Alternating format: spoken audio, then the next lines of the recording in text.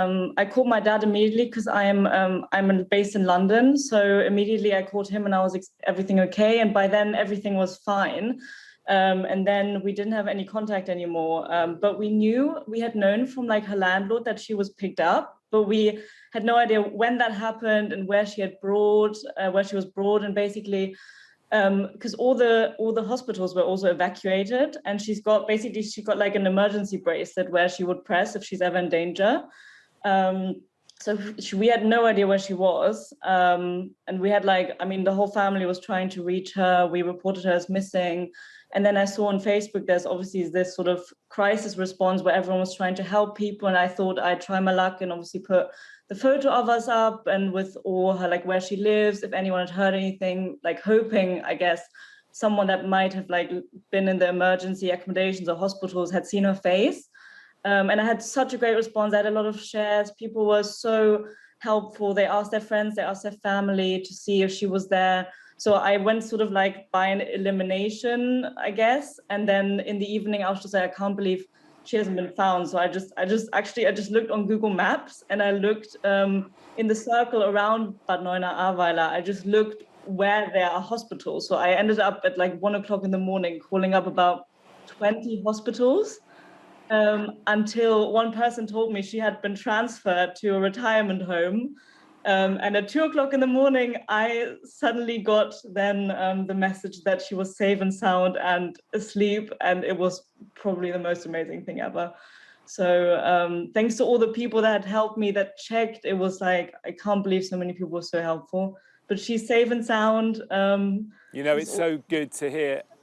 I was going to say, it's so good to hear a happy ending and a good news story amongst all the devastation and horror that's been going on here. Just tell me a little bit about your gran, because she's 86 years old, she's pretty vulnerable, and she lives in an area that has been hit by the flooding.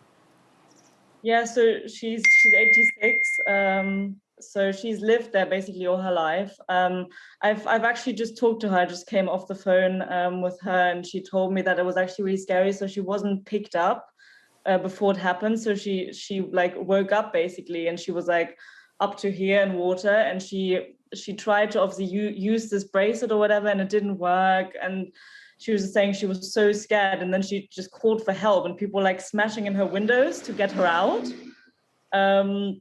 And I mean, she's the most amazing woman. I feel like she's indestructible. She will do anything, and she's still being so positive. She knows her flat is probably not really recoverable, but she's just really glad we found her. And she was crying. I mean, my uncle's with her now, and they were saying like she was crying when we finally found her. And no, I think she will be okay. She can stay in the retirement home for a little bit, and then we'll probably try find a flat for her, and then we'll get on the cleaning, I guess, of her old flat. But the whole street, she lives quite close to the river. Well, well done you for being so, well done you for being so determined to find her. It sounds like your detective work was spot on, and this is an area that you know.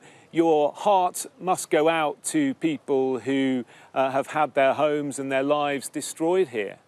Yeah, it's devastating. It's also the town where my dad grew up, where he had his whole childhood, and it's just crazy. I was only there like about 2 months ago, and like seeing the photos online, it's like a place where we always go when I'm home, and I just can't imagine like something like that happening. Also, it's the most beautiful area in Germany. All these lovely people. It's just horrible. Like, I can't even imagine.